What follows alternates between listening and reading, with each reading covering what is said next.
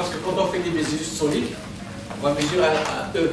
Avec les équations mathématiques, le E, c'est un E dynamique, parce que je trouve E dynamique par rapport à la résistance, enfin, différence entre E dynamique et E statique, parce qu'on fait un essai mécanique, charge déformation, on a la tangente, on va déterminer E statique.